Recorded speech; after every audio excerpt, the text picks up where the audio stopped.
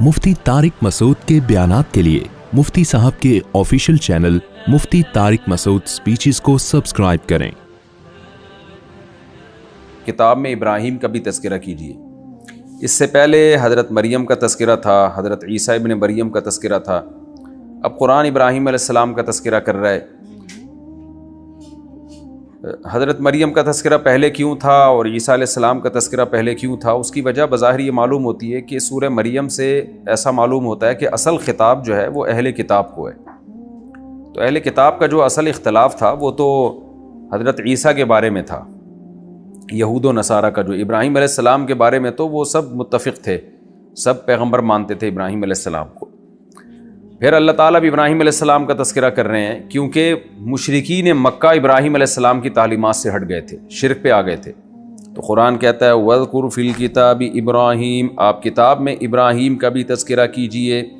इन्नहु काना सिद्दीक़न नबिय्या, बेशक वो सिद्दीक़ थे और नबी थे। सिद्दीक़ किसे कहते हैं ये बार बार मैं बता चुका हूँ। सिद्दीक़ ये सच्चे को कहते हैं। सच्चे से यहाँ मुराद सिर्फ वो सच्चा नहीं जो ज़बान से सच बोलता है, बल्कि सरापा सच।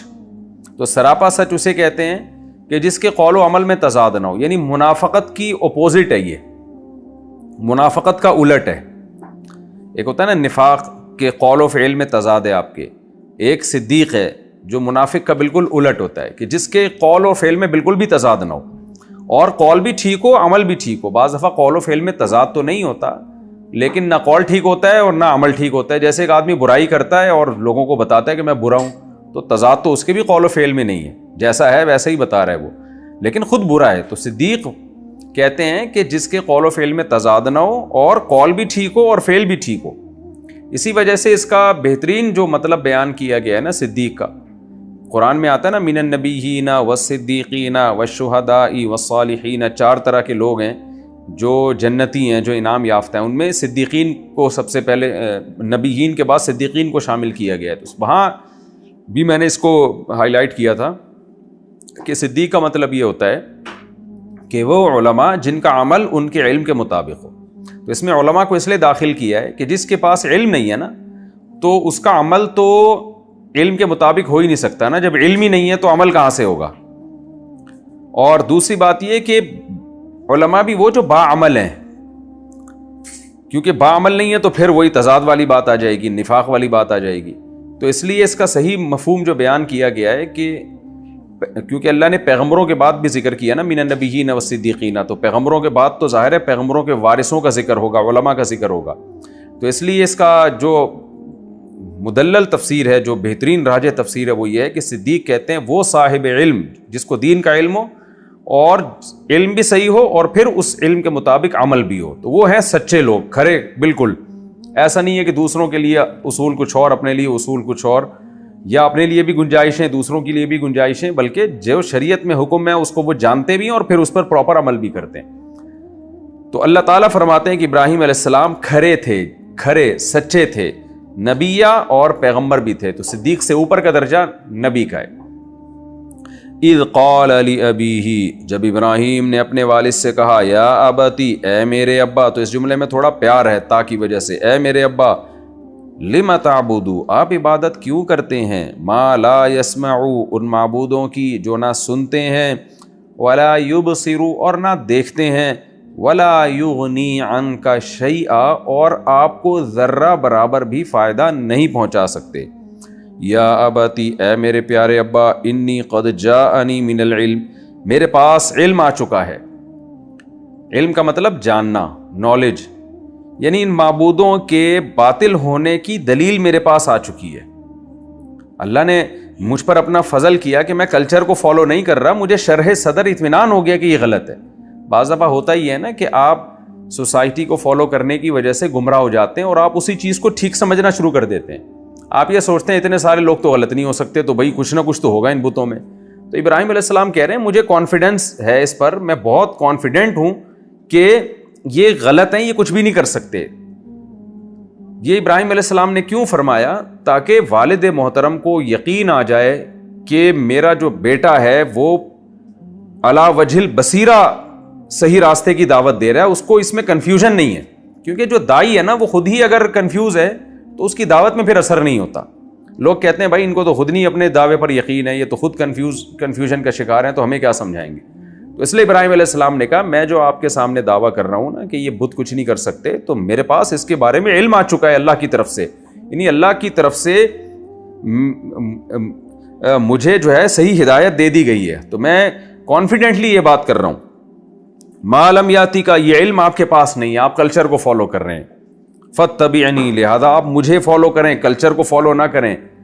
اہدی کا صراطا سویا, میں آپ کو سیدھا راستہ دکھاؤں گا, گائیڈنس کروں گا. کلچر آپ کو گمراہی کی طرف لے کے جائے گا. یا ابتی لا تعبد الشیطان, اے میرے والد آپ شیطان کو فالو مت کریں. اب دیکھیں ابراہیم علیہ السلام کی جو دعوت کا انداز ہے نا, وہ نرمی سے تھوڑا تھوڑا سختی کی طرف جا رہا ہے. سختی تو انہوں نے بالکل نہیں کی اپنے والد کے سامنے, لیکن اس میں شدت نرمی سے پیدا ہو رہی ہے. شروع میں کیا کہا کہ یہ کچھ بھی نہیں کر سکتے, شیطان کی بات نہیں کی کہ آپ شیطان کو فالو کر رہے ہیں, لیکن اس کے بعد کیا کہا کہ میں جو بات کر رہا ہوں وہ دلیل کے ساتھ کر رہا ہوں. تیسرے نمبر پہ تھوڑی سی شدت اختیار کی, لا تعبد الشیطان, کہ آپ جو کچھ کر رہے ہیں نا یہ اصل میں شیطان کی اتباع ہے, تو آپ شیطان کی اتباع نہ کیجئے. ان الشیطان کان للرحمن عصیا, شیطان تو رحمان کا نافرمان ہے, تو وہ تو چاہے گا کہ لوگ بھی اللہ کے نافرمان بن جائیں. یا ابتی انی اخاف ان یمسک عذاب من الرحمن. اب ابراہیم علیہ السلام نے اپنی خیر خواہی کو اپنے والد کے سامنے ظاہر کیا کہ میں جو آپ کو بت پرستی آپ سے چھڑوا رہا ہوں اس میں میرا کوئی ذاتی مفاد نہیں ہے, کوئی لالچ نہیں ہے, میں آپ کی خیر خواہی میں یہ کام کر رہا ہوں. کیونکہ بیٹے کو باپ سے محبت ہوتی ہے, بیٹا چاہتا ہے کہ باپ مصیبت سے بچ جائے, تو میں بھی چاہتا ہوں کہ آپ کسی مصیبت سے بچ جائیں, تو میں اپنے اولاد ہونے کا حق ادا کر رہا ہوں. تو کوئی میرا مقصد کوئی دنیا کی لالچ یا آپ کو نقصان پہنچانا نہیں ہے کہ کلچر کی مخالفت کروا کے آپ کو میں نقصان پہنچاؤں. لہذا فرمانے لگے انی اخاف ان یمسک عذاب من الرحمن, مجھے ڈر ہے کہ آپ کو رحمان کی طرف سے عذاب نہ پہنچ جائے. فتکون للشیطان ولیا, تو آپ ہو جائیں گے شیطان کے دوست, پھر شیطان ہی کے ساتھ کہیں یعنی حشر نہ ہو جائے آپ کا. تو یہ لفظ تو ابراہیم علیہ السلام نے صراحتاً نہیں کہا کہ آپ کا شیطان کے ساتھ حشر نہ ہو جائے, مطلب یہ سارے پیغامات اس میں چھپے ہوئے ہیں. تو ادب کا خیال کر رہے ہیں, بالکل واضح لفظوں میں والد کو دھمکیاں نہیں دے رہے. قال اراغب انت عن آلہتی یا ابراہیم, ابراہیم علیہ السلام کے والد نے کہا کہ اے ابراہیم کیا تو مجھے میرے معبودوں سے دور کر رہا ہے, کیا تو میرے معبودوں سے اعراض کر رہا ہے.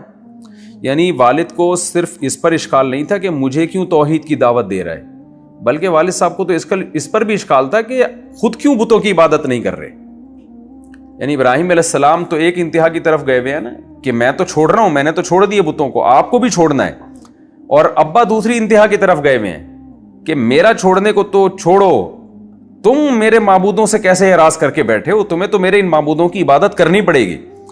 اراغب انت عن آلہتی یا ابراہیم, اے ابراہیم کیا تم میرے معبودوں سے اعراض کر رہے ہو. لئن لم تنتہی, اگر تو اس اعراض سے باز نہ آیا, معبودوں کی عبادت سے جو برات کا اعلان کیا ہے, اگر تو اس سے باز نہ آیا, لأرجمنک, میں تجھے پتھروں سے مار دوں گا ضرور بضرور.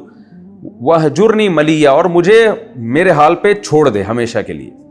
رجم یرجمو کا میں نے ترجمے بتایا نا, تو جو اس کا اصل معنی ہے وہ پتھروں سے مارنا ہی ہوتا ہے, تو زیادہ تر مفسرین پتھروں سے مارنے کا ہی ترجمہ کر رہے ہیں. تو کہ میں تجھے, اور اس زمانے میں مارا کرتے تھے لوگ پتھروں سے جب سخت سزا کسی کو دینی ہوتی تھی, تو میں تجھے پتھروں سے مار کے ہلاک کر دوں گا اور تو مجھے میرے حال پہ چھوڑ دے. جب ابراہیم علیہ السلام نے دیکھا کہ بالکل ذرہ برابر بھی باپ میں لچک نہیں ہے, بلکہ الٹا مجھے دھمکیاں دی جا رہی ہیں کہ پتھروں سے مارنے کی دھمکیاں دی جا رہی ہیں, تو کیا فرمایا ابراہیم علیہ السلام نے, سلام علیک, آپ پر سلامتی ہو. سأستغفر لک ربی, میں اپنے رب سے آپ کے لیے مغفرت کی دعا طلب کروں گا.